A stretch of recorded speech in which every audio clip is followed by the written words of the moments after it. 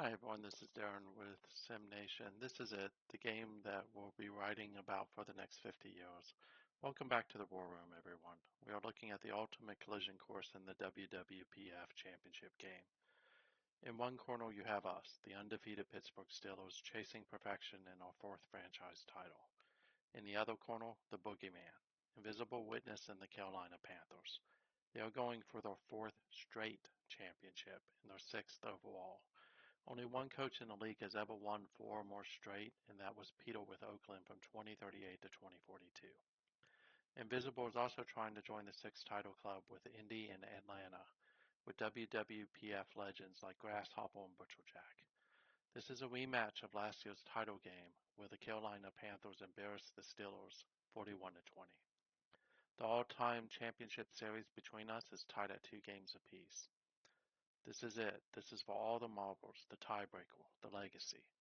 But before we pop the champagne on a perfect season in a championship game, we have a massive, catastrophic problem. Our MVP, the field general of the Pittsburgh Steelers, Jesse Paine, is the heart and soul of the offense who threw for over 6,300 yards and 74 touchdowns during the regular season and over 700 yards and 6 touchdowns in 2 playoffs games, is out. I know it says questionable here. That's something weird that happens with this game. He's out for 1 to 2 weeks with a sprained ankle. He sprained his ankle in the AFC Championship game, meaning he is sidelined for the biggest game of the year. All eyes will now turn to second-year pro Glen Brewer. The 6'4" first-round pick from Oregon has thrown for 609 yards with 8 touchdowns and 0 interceptions in limited action this year. We're going into a title fight against the number 1 defense in the league without our best weapon. So how do we pull off the impossible? Let's dive into the analytics and build the blueprint.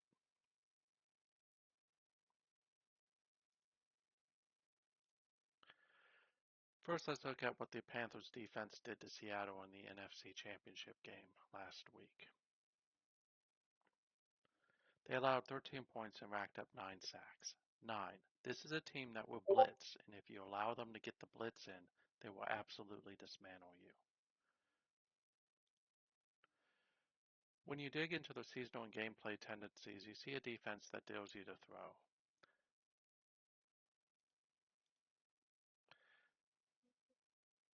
They live in sub-packages. Look at this list.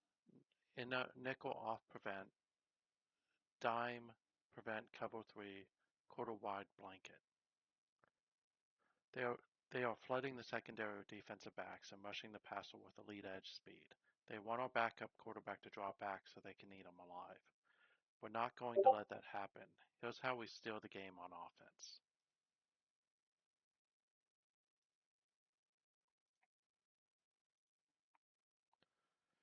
Our attitude needs to be aggressive in this game. Conventional wisdom says go conservative here. We cannot afford a single turnover. Protect the football. Protect our backup quarterback. But yeah, we got here on aggression. We're going to win on aggression. Brewer showed in the Miami game he can step up, going 7 of 9, so let's not change for conventional wisdom. Focus. Pass. Against conventional wisdom, again, conventional wisdom would say if Carolina wants to sit in a nickel diamond quarter prevent defense, we're going to line up in our heavy sets and bulldoze them. Edward Durand is going to earn his paycheck today. We run right at the light boxes. But, yeah, we didn't get here that way. We're passing the rock today, factoring our running backs and tight ends into our game plan a bit more than usual. Tempo needs to be set to slow. We bleed the play clock down to 1 second on every single snap. We keep the explosive offense sitting on the sideline and we shorten the game. Pass preference, let's keep this short. When we have to throw, it has to be instant. Slants, halfback screens, and quick outs. Do not let the pass rush get home. Running focus, we normally would go outside here, but we're going to go balanced. We're going to run a bit more. Brewer's not Paine, but we aren't going to go outside. We'll go between the tackles. Now, let's talk about how we stop the dynasty. Carolina has the number 1 overall defense, but their offense is a machine, dropping almost 36 points a game. You cannot disregard this offense. Against Seattle, quarterback Ron Baker threw for 338 yards, but the real backbreaker was Maurice Edwards. His efficiency is unreal. He rushed 17 carries for 122 yards. That is over 7 yards a pop.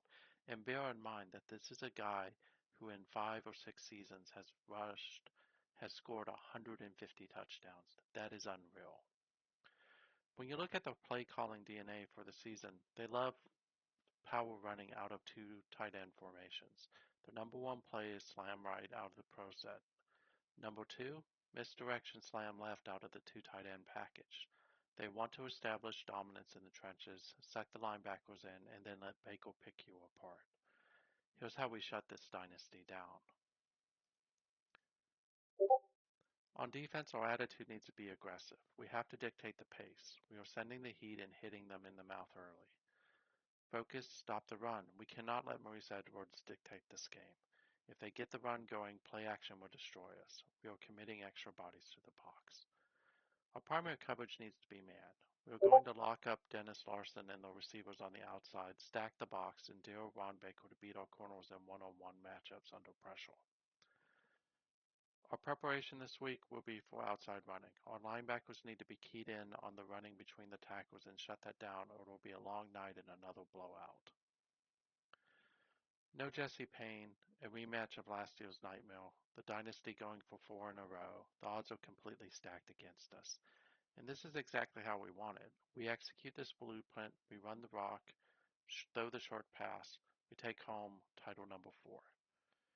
Get in the comments right now. Can we pull off the perfect season with a backup quarterback? Drop your score predictions below. Smash that like button and subscribe if you haven't already. And let's go get this ring. This is Darren, and again, thank you for all of your support throughout this season and for SimNation in general. It is very meaningful, and you have helped us to make this channel what it is. Have a great night, and we'll see if this game plan works.